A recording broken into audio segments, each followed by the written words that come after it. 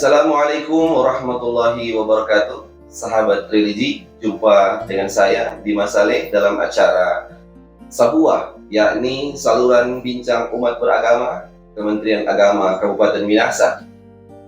Pada hari ini kita akan berbincang-bincang seputar agama Islam yang kebetulan pada bulan ini kita telah masuk pada bulan suci Ramadan 1445 Hijriah. Oleh karenanya dalam acara Sabuah Kementerian Agama Kabupaten Minahasa kita mengadakan podcast untuk kita bincang-bincang dengan tokoh agama, para pemuka, untuk bagaimana kita menjelaskan kepada umat apa-apa yang akan terkait dengan puasa yang sedang kita jalani pada hari ini.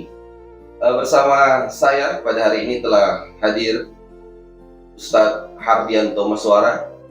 Assalamualaikum ya Ustadz. Waalaikumsalam warahmatullahi wabarakatuh. Kabar hari ini sehat? Alhamdulillah. Alhamdulillah khair ya Ustadz. Alhamdulillah. Puasa yang keberapa saat ini? Ke-9? Alhamdulillah, ini puasa yang ke-9 insyaallah. Terus istiqomah lancar Ustadz ya ibadahnya? Alhamdulillah istiqomah. Alhamdulillah. Ustadz Hardianto Maswara merupakan salah satu penyuluh agama Islam yang berada di Kementerian Agama Kabupaten Minahasa dan juga selaku Imam Besar Masjid Agung Al-Falaki Mojo Kabupaten Minahasa. Yang telah saya sampaikan tadi, kita akan membahas salah satu peramalan agama dalam Islam, yakni ibadah puasa yang sementara umat Islam hari ini sedang menjalankan. Oleh karenanya kita akan bincang-bincang santai dengan Ustadz terkait puasa. Ada apa dengan puasa? Kenapa harus orang Muslim berpuasa dan sebagainya? Ya, mari pemirsa kita langsung saja berbincang-bincang dengan Ustadz Hardianto. Kenapa Ustadz kita umat Islam itu harus berpuasa? Apa landasan, mungkin landasan hukum dari agama sehingga mewajibkan kita umat Islam itu untuk berpuasa? Silakan Ustaz. Iya, pertanyaan yang sangat bagus sekali. Jadi, kenapa kita umat Islam itu harus berpuasa? Karena memang puasa itu adalah perintah dari Allah Subhanahu wa taala. Itulah sebabnya kita umat Islam itu harus berpuasa. Dan tentunya Allah Subhanahu wa taala memiliki tujuan kepada para hamba-hambanya untuk diperintahkan untuk melakukan ibadah puasa. Sebagaimana yang Allah katakan dalam Al-Quran, surah Al-Baqarah, Ya ayyuhalladzina amanu kutiba alaikumusiyam kama kutiba alal ladzina min qablikum la'allakum tattaqun. Bahwa ibadah puasa ini diwajibkan oleh Allah Subhanahu wa taala kepada kita yang mengaku beriman untuk menjadi sarana agar kita bisa mendapatkan predikat takwa. Jadi ibadah puasa ini yang kita laksanakan adalah sarana sebagai ibadah tambahan juga kita meningkatkan ketakwaan kepada Allah Subhanahu wa taala. Yang artinya seorang muslim wajib berpuasa. Jika tidak menjalankan ibadah puasa, maka muslim tersebut mendapatkan dosa besar dari Allah Subhanahu wa taala karena meninggalkan perintah Allah Subhanahu wa taala. Oke, baik Ustaz. Jadi kalau saya mendengar tadi bahwasanya hakikat puasa itu untuk mencapai derajat takwa. Ini kan puasa ini merupakan suatu rukun dalam Islam yang tadi disampaikan, apabila dia tidak mengerjakan dia akan mendapatkan daripada dosa. Ya. Jadi apa kiat-kiat agar seorang muslim itu bisa melaksanakan puasa dengan sebaik-baiknya? Maksudnya jangan hanya sekedar mungkin menahan lapar dan haus, tapi bagaimana yang betul-betul mencapai daripada derajat takwa tersebut. Bagaimana kira-kira? Ya, tentunya dalam hal ini kita punya rujukan salah satu ulama, yaitu Al-Imam Al-Ghazali. Beliau berpandangan tentang tingkatan puasa ini di dalam kitabnya Ihya Ulumuddin. Beliau mengatakan itu bahwa tingkatan puasa itu ada 3. Yang pertama adalah beliau sampaikan shaumul umum. Nah, shaumul umum ini adalah puasa yang dilakukan oleh seorang muslim di mana dia menahan lapar dan haus dan menjaga kemaluan. Maka apabila seorang muslim sudah bisa melakukan puasa seperti ini, maka dia sudah masuk kategori shaumul umum. Artinya kebanyakan orang yang melakukan puasa tersebut atau juga sebagai puasanya orang awam. Jadi dia hanya melakukan sekedar tidak makan, tidak minum, dan tidak berhubungan suami istri. Dan ini derajat yang paling di bawah. Nah, jadi puasa seperti ini belum bisa kita harapkan untuk mendapatkan predikat takwa. Namun ada derajat yang kedua, yaitu shaumul khusus. Ya, artinya puasa yang istimewa dari puasa yang pertama. Artinya muslim ini dia bisa berpuasa dan dia bisa menahan seluruh anggota panca inderanya dari bermaksiat kepada Allah Subhanahu wa taala. Jadi tidak sekedar dia tidak makan, tidak minum, tidak berhubungan suami istri, akan tetapi mata bisa dia jaga dari maksiat, hidung, mulut, telinga, semua panca indera yang ada dalam tubuhnya dia gunakan untuk bertakwa kepada Allah Subhanahu wa taala, apalagi di bulan puasa dia jaga dengan baik. Ini yang derajat yang kedua. Kemudian ada shaumul khususil khusus. Ini kata Imam Ghazali, ini biasa puasa ini adalah puasanya para nabi, para ulama, para aulia yang sudah mencapai predikat puasa ini.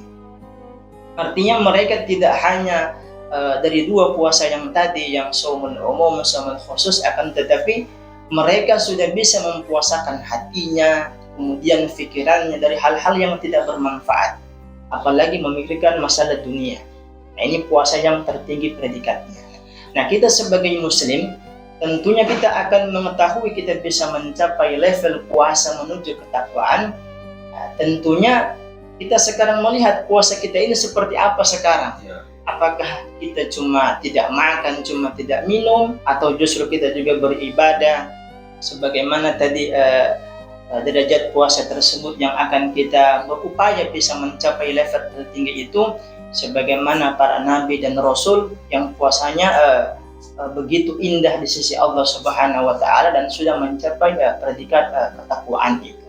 Nah, itu kalau kita sebagai umat muslim tentunya berupaya bisa mencapai puasa tersebut. Jangan kita hanya berdiam diri dengan puasa yang pertama itu, kemudian tidak berusaha menaikkan level puasa kita agar bisa mendapatkan predikat ketakwaan kepada Allah Subhanahu wa taala. Baik Ustaz, jadi alhamdulillah atas pencerahan tadi lewat perkataan Imam Al-Ghazali rahimahullah, telah disebutkan kiat-kiat kita itu agar bisa mencapai derajat takwa itu. Jadi ada beberapa tingkatan yang mesti kita berusaha agar kita sampai kepada memang orang-orang yang betul berpuasa dan akan mendapatkan predikat takwa tersebut. Jadi mudah-mudahan dengan podcast kita hari ini yang bisa kita sampaikan kepada masyarakat, terutama kepada jamaah yang menonton, agar bisa mereka menjadi pertimbangan bagi mereka yang sedang berpuasa, agar supaya puasa saya ini sudah sampai tingkatan mana kan. Nah, mudah-mudahan Ustaz dengan pencerahan saya tadi itu bisa diamalkan oleh para pendengar insyaallah.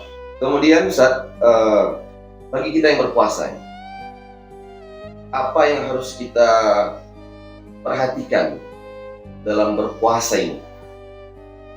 Dalam keseharian kita kan bermacam-macam aktivitas kita, tapi minimal ada apa yang harus kita betul-betul perhatikan agar supaya puasa kita ini dalam satu hari itu bisa minimal sukses berhasil. Silakan. Ya, yang pertama tentunya yang harus kita perhatikan adalah kita memastikan bahwa kita tidak melakukan hal-hal yang membatalkan puasa. Itu yang pertama. Apabila kita sudah bisa memastikan kita tidak akan melakukan hal-hal yang membatalkan puasa, maka tentunya satu kekhawatiran sudah terlewati. Yang kedua tentunya adalah kita perhatikan adalah adab-adab puasa.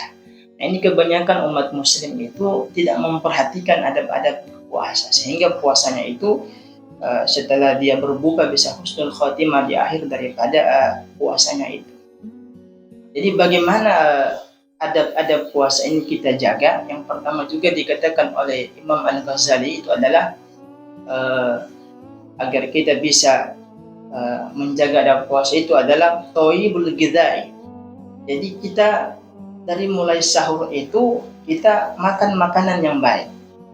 Artinya makanan itu yang tidak sekedar kita makan saja, tapi juga makanan itu makanan yang halal tentunya, kemudian makanan yang menyehatkan, makanan yang menguatkan, supaya nanti ketika pagi hari sampai sore hari kita berpuasa itu tubuh kita bisa kuat, kita bisa beraktivitas, bekerja, sehingga pekerjaan itu tidak menghalangi kita dari beribadah, dari melakukan ibadah puasa. Itu yang pertama. Yang kemudian yang kedua, adab dalam berpuasa adalah watarkul miro, artinya menjauhi perselisihan. Nah, ini bagaimana kita berpuasa agar tidak terjadi salah paham dengan sahabat kita. Kalau kita seorang pekerja di kantor, tentunya jangan sampai ada kata-kata yang bisa menyakiti atau bisa menimbulkan permusuhan di situ. Dimanapun kita berada, ini harus kita jaga, jangan sampai terjadi permusuhan. Yang ketiga adalah wamujanabatul ghaibah. Nah, ini yang sangat berbahaya. Di samping juga batal puasa kita, hilangnya pahala puasa kita, kemudian amalan kebaikan kita berpindah kepada orang yang kita bicarakan keburukannya. Ghibah ya, ghibah. Yang ketiga ini adalah agar kita tidak membicarakan keburukan orang lain. Nah, kalau memang biasa di selain bulan Ramadan kita kepeleset, terlanjur membicarakan keburukan orang lain, maka usahakan di bulan Ramadan jangankan membicarakan, kepeleset pun jangan sampai. Kenapa? Karena untuk bagaimana kita menjaga puasa kita ini agar puasa kita bisa menjadi puasa yang level tadi bisa dari level 1 ke level 2, bahkan bisa nanti ke level yang ketiga. Ya, kemudian yang berikut adalah rafdul kadzib. Nah, ini juga yang tidak mudah seorang muslim meninggalkan perkara ini, yaitu perkara dusta. Ya, jadi bagaimana kita itu dalam keseharian bercakap-cakap dengan siapapun di dalam berpuasa ini, menjalankan ibadah puasa, kita harus berhati-hati. Ketika orang tanya, ketika orang ajak bicara, kita harus waspada, jangan sampai ada salah-salah kata, bahkan sampai kita berdusta. Apalagi yang sampai melakukan sumpah palsu, mengatasnamakan Allah untuk membela dirinya, ini juga na'udzubillah. Justru disinilah bisa kita kehilangan daripada semua pahala puasa kita. Nah, kemudian yang kelima adalah watarkul adza, yaitu tidak menyakiti orang lain.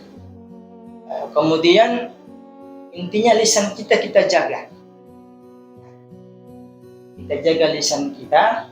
Kalau yang kedua tadi kita tidak melakukan permusuhan. Nah, kita tidak menyakiti orang lain dengan ucapan kita ataupun tingkah laku kita. Kalau ini kita bisa jaga dengan baik, tidak berbicara yang buruk, kemudian sikap kita juga selalu kita memperlihatkan senyum kepada sesama muslim ataupun kepada siapapun yang kita jumpai, maka insya Allah juga puasa kita akan senantiasa terjaga. Kemudian yang terakhir adalah wasunul jawarihi anil qaba'ih, yaitu menjaga seluruh anggota tubuh kita ini daripada perbuatan buruk.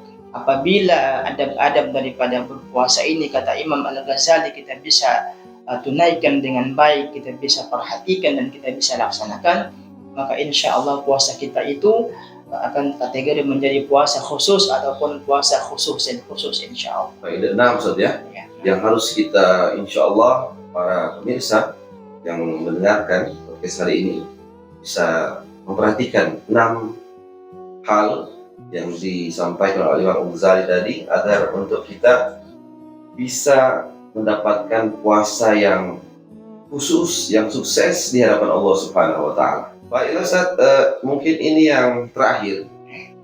Ini kita wabil khusus di Kabupaten Minasa, kita tidak menyebut minoritas maupun mayoritas, kita umat Islam di Minasa. Namun pada intinya kita di Minasa terbagi pos-pos Muslim yang ada, yang dimana semua kita melaksanakan ibadah puasa, dan bagaimana kita harus menjaga keharmonisan antar umat beragama. Salah satu contoh, kita ambil contoh di Kelurahan Kampung Jawa, yang dimana mungkin Ustadz menjadi imam di Masjid Al-Falah Mojo. Kita kan diapit oleh beberapa kampung non Muslim, dan yang jadi tren sekarang, jadi viral sekarang hari ini, yakni pasar Ramadan ataupun berburu takjil di Kampung Jawa khususnya, kan itu di seputaran Tondano itu dikhususkan di Kampung Jawa itu pasar takjil itu luar biasa ramainya hari ini. Dan kebanyakan yang kita lihat hari ini, banyak yang berburu takjil itu malah orang-orang non Muslim, sampai yang Muslim sudah tidak kebagian katanya. Jadi Ustaz, bagaimana kita untuk menjaga keharmonisan ketika kita sedang berpuasa, ketika akan berinteraksi dengan saudara-saudara non-Muslim yang datang, itu seperti apa agar tidak terjadi mungkin perselisihan, tapi sebaliknya agar bisa menjadi keharmonisan antara kita umat beragama. Bisa sampaikan, Ustaz? Menarik sekali ini pertanyaannya. Jadi alhamdulillah kita di Kelurahan Kampung Jawa ini, wabil khusus ya di Kampung Jawa di Minahasa ini, kita dengan umat Muslim itu, non Muslim itu hubungannya baik-baik saja kalau dalam hal ibadah. Jadi tidak ada yang saling terganggu. Kemudian juga dengan adanya seperti kumandang azan, bahkan di bulan Ramadan ini mungkin suara speakernya bertambah, dan seperti biasa ada lantunan daripada masjid tentang seruan untuk bangun sahur kepada jemaah.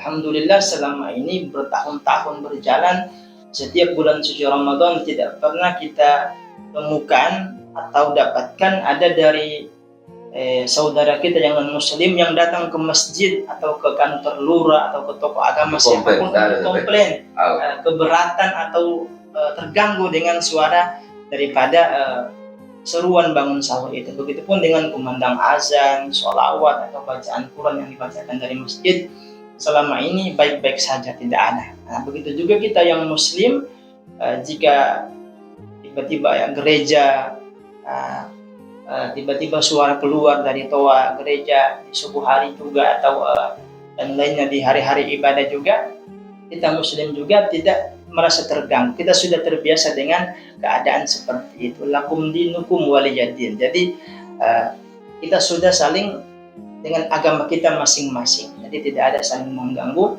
Dan justru ini sangat luar biasa sebenarnya. Kita hidup di daerah yang saling menghormati, saling menghargai antar umat beragama.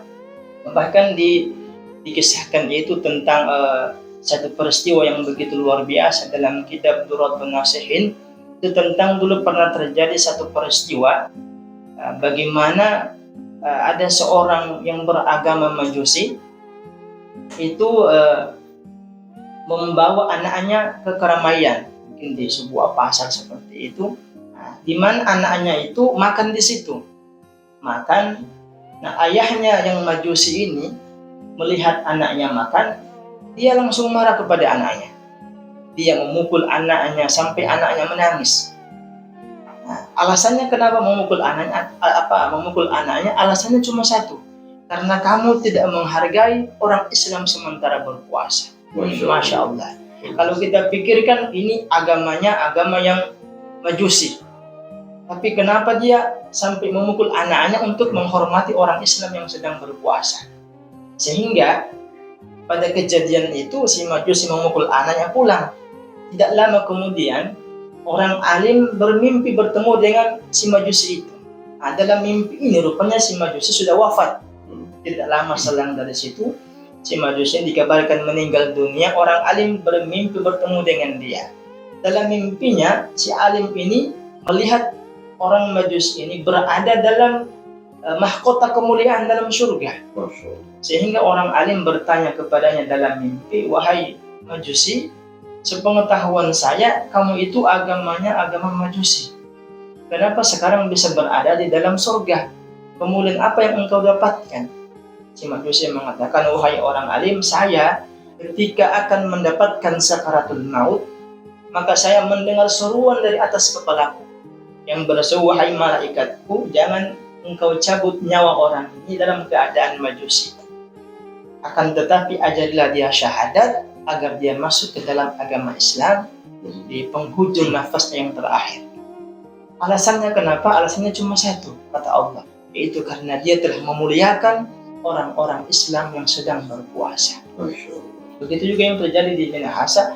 Justru kalau ada saudara kita yang non-muslim tadi yang saya sampaikan berburu takjil, yang sudah menghabiskan takjil, justru kalau kita pedagang itu intinya bagaimana dagangannya laris, dan juga ada keberkahan juga bagi mereka yang berdagang karena takjilannya itu diburu oleh siapapun yang datang membeli, tidak harus dia agamanya Islam. Bayangkan kalau kita seandainya seperti itu, yang Islam harus beli ke orang Islam, yang non-muslim juga harus belanja ke non-muslim, kira-kira tidak akan terjadi ekonomi yang baik di antara kita. Jadi seperti itu. Baiklah, alhamdulillah pemirsa sekalian, setelah kita dengarkan beberapa penyampaian dari narasumber kita, Ustaz Hardianto Maswara, tentang puasa di bulan Ramadan pada tahun ini.